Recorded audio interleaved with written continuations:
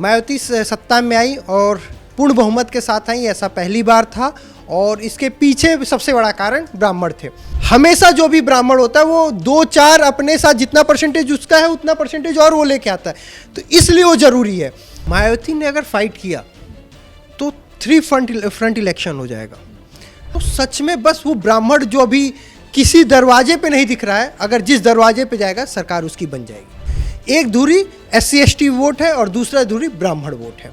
ब्राह्मण जिधर जाता है पोलराइजेशन उधर हो जाता है। एक बैठक जो 2027 के विधानसभा चुनाव से पहले यूपी की सियासत का केंद्र बिंदु बन गई है, और वो बैठक है ब्राह्मण समाज को लेकर की गई बैठक, जिस पर बसपा सुप्रीमो मायावती का ताजा बयान एक बार फिर से सुर्खियों में है और उत्तर प्रदेश की सियासत में एक बार फिर से एक नया रंग इसे देने की कोशिश की जा रही है।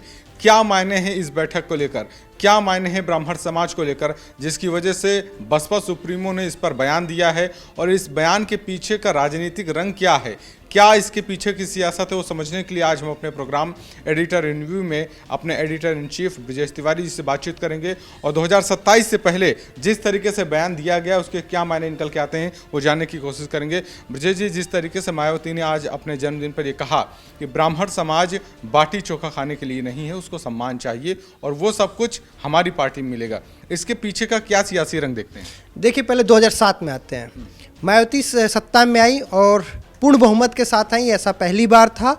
और इसके पीछे सबसे बड़ा कारण ब्राह्मण थे। नारा क्या था? ब्राह्मण शंख बजाएंगे, हाथी चलता जाएगा। अब वैसा हुआ भी। अब देखिए, उत्तर प्रदेश की राजनीति में 2 धुरी है। एक धुरी SC/ST वोट है और दूसरा धुरी ब्राह्मण वोट है। ये 2 धुरी को जो साधेगा वो सत्ता के शीर्ष पे काबिज होगा, ये पता है। 2012, 2007, 2002 या 2017, 2022 विधानसभा चुनाव के जितने भी आप आकलन देखें, ब्राह्मण जिधर जाता है पोलराइजेशन उधर हो जाता है। मायावती की सरकार जब 2007 में बनी थी तो 41 ब्राह्मण विधायक जीत के आए थे। उसके बाद कुछ ऐसे नाम जो उनके साथ जुड़े, और वो कहें तो वो जो सिनेरियो वो पूरा चेंज हो गया। सतीश चंद्र मिश्रा, हरिशंकर तिवारी, उसके अलावा गणेश शंकर पांडे, उसके अलावा जो मौजूदा सरकार में डिप्टी CM है ब्रजेश पाठक, वो श्याम सुंदर जो वहाँ से प्रतिनिधि मथुरा का करते थे, गुड्डू पंडित जो पश्चिम उत्तर प्रदेश से, ऐसे तमाम नाम बसपा के साथ जुड़े।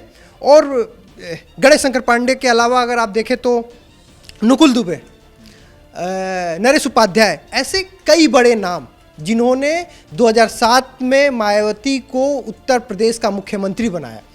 अब मायावती ब्राह्मण नाराज है, ये एक मैसेज बहुत अच्छी तरीके से कन्वे हुआ है ऊपर से नीचे तक, और मायावती बस वही वोट बैंक फिर से साधने की कोशिश कर रही है। उन्होंने एक चीज़ और बहुत क्लियर कही कि 2027 चुनाव में वो किसी से गठबंधन नहीं करेंगे। एक मैसेज क्लियर हो गया कि वो गठबंधन नहीं करेंगे।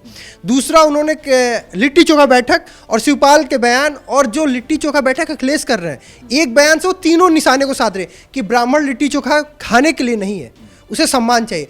अब वो कह, उनका मैसेज क्या है? मैसेज बहुत कन्वे साफ है कि ये सम्मान हम आपको देंगे। सीट देने में विधायक की जो सीट होगी, जो वो यानी ज़्यादा से ज़्यादा उम्मीदवार ब्राह्मण विधायक उठाए। दूसरा, मंत्रिमंडल में जगह देने के लिए गणेश शंकर पांडे जो सभापति थे वो ब्राह्मण थे मायावती सरकार में। ब्रजेश पाठक मंत्री थे, नकुल दुबे मंत्री थे, उपाध्याय जी मंत्री थे। उन्होंने तमाम मंत्री बनाए। ऐसा नहीं था कि CM के नाम पे जाति को साधना है तो एक डिप्टी CM बना दिया, और एक उन्होंने दिखाया था कि कैसे 7 से 8 लोग को कैबिनेट में जगह देके सम्मान दिया जाता है। तो अब बस वो इस बयान से उसी चीज़ को साधने की कोशिश करें कि आपको सम्मान यहाँ तो नहीं मिल रहा है और ना वहाँ मिलेगा, हम अकेले चुनाव लड़ेंगे, आप हमारे साथ आइए, हम आपको वो सम्मान देंगे जो सम्मान आपको चाहिए।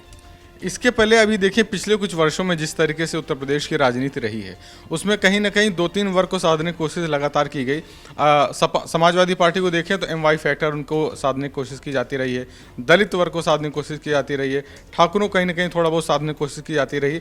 लेकिन एक नया फैक्टर अब ये निकल के सामने आ रहा है कि हमें ये ब्राह्मण वोट बैंक भी साधना है। कितना जरूरी हो गया उत्तर प्रदेश की सियासत में ब्राह्मण वोट बैंक साधना? ये सबके लिए जरूरी है।